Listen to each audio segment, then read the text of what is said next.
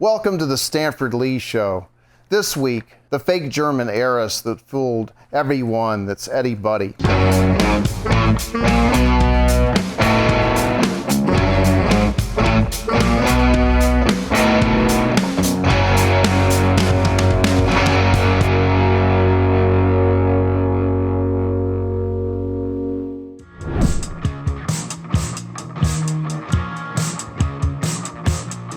What can I say? Anna Sorokin is a controversial figure, or as I like to call her, Anna Delvey, because I think people that are fans of her ability would respect that. What is it they say? I respect your hustle. And I wouldn't go that far because there really is, some, criminality involved, I guess. However, as we get into the story, we see that people were so compelled by her spectacle and the way that she played on their fantasies that they would often overlook something called due diligence and would grant her access to people, to wealth, to hotels, yachts, all the trappings that come with wealth. And these are not just what you would call working class millionaires. These are like the ultra wealthy and elite of New York. So you wonder, how does a girl of humble beginnings in Russia end up in Germany and then ends up transforming herself into a figure in the New York social scene? I'll go through a few of the things that we can read off of Wikipedia or Google, but I don't think that necessarily explains how she got there or what she did to transform herself, and I'll give you my take on it. But I think she was very successful in her education, and that was really her formative years, being able to get into a art school in London, study fashion, and then end up with these great internships. Eventually ended up at Purple magazine in Paris, and bringing all this experience of the world and how to look, how to behave.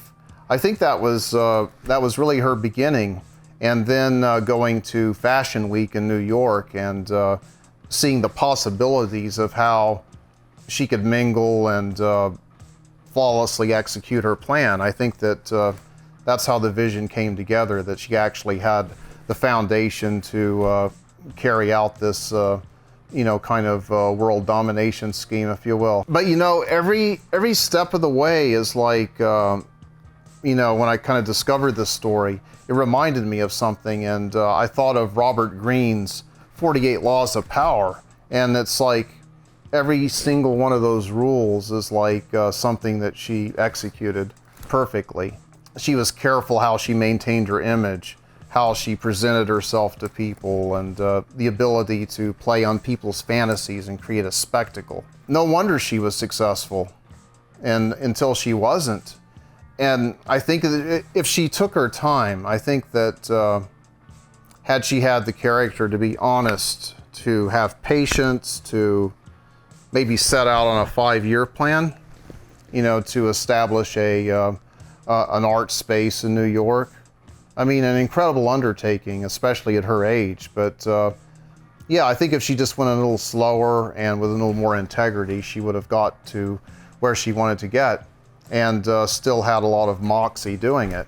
Yeah, I can't overlook the criminality, and really can't overlook the lack of due diligence and some of the financiers and people that just played loosely with investment capital. It's really quite amazing.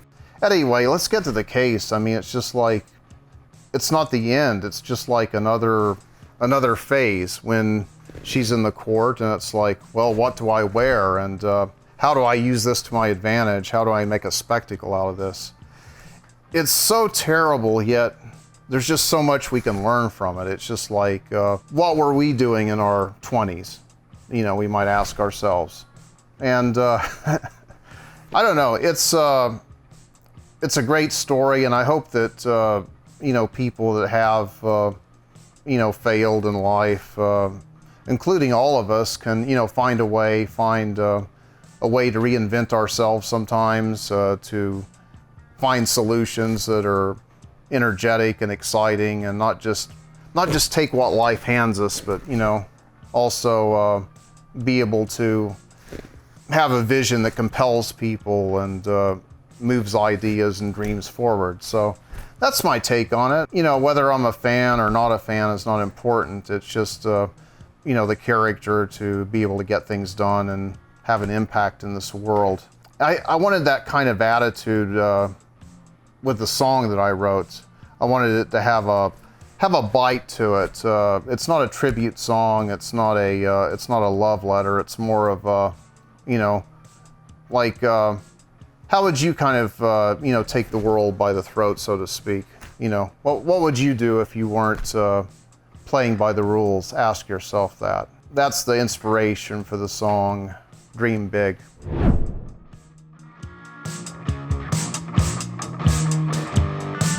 I doubt just playing this song with a guitar is going to do it justice. It was another experiment, writing in the studio, not sitting down with a notebook and dreaming, but just getting in, recording something, and working with drums.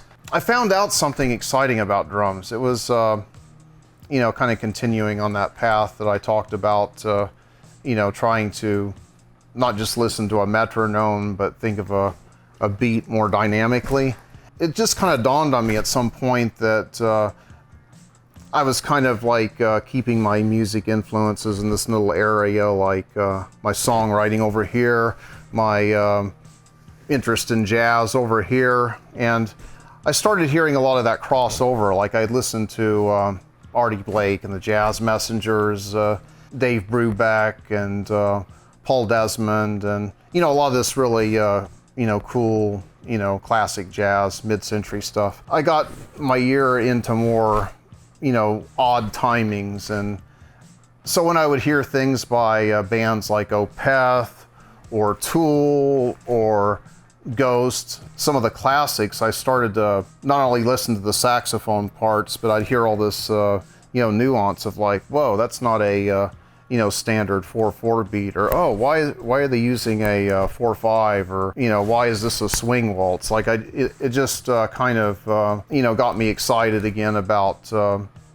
little ways you can kind of shape a song. Like I thought of the song as gritty in New York, like in a way that Lou Reed would if he was playing a song fast, which I don't think he ever played songs fast, but that's kind of the attitude I'm going for. And yeah, that's what I have to share about some of my influences, and I hope you enjoy it.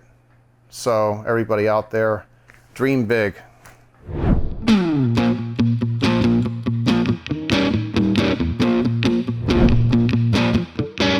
Transform, reinventing yourself, reimagined with power and wealth, re-envisioned, all for the arts, exquisite, playing your part. Dream big before life kills the buzz. Dream big. Oh, you've gotta have it. Dream big before life kills the buzz. You want it. Gotta have it. You want it. Gotta have it all. Gotta have it all. Cunning, sizing up your prey. Moxie, yeah, you get your own way. Drive, you got more than the rest. Clout, demanding the best. Dream big before life kills the buzz. Dream big, well you've gotta have it. Dream big before life kills the buzz. You gotta have it, you need it. Oh, you want it, oh, gotta have it all. You gotta have it. Well, you gotta have it. Transformed, reinventing yourself, reimagined with power and wealth, envisioned, all for the arts. You're exquisite, playing your part. Dream big before life kills the buzz. Dream big. Well, you know you've gotta have a dream big before life kills the buzz. You know you want it, gotta have it. You know you gotta have it all.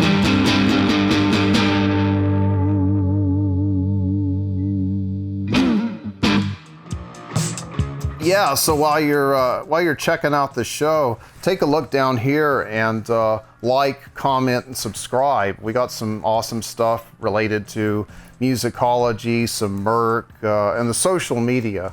And it follows up with some of the great content that we have in the show, and you'll really like it. So go check it out. Thanks, everyone. I'll see you next time on the Stanford Lee Show.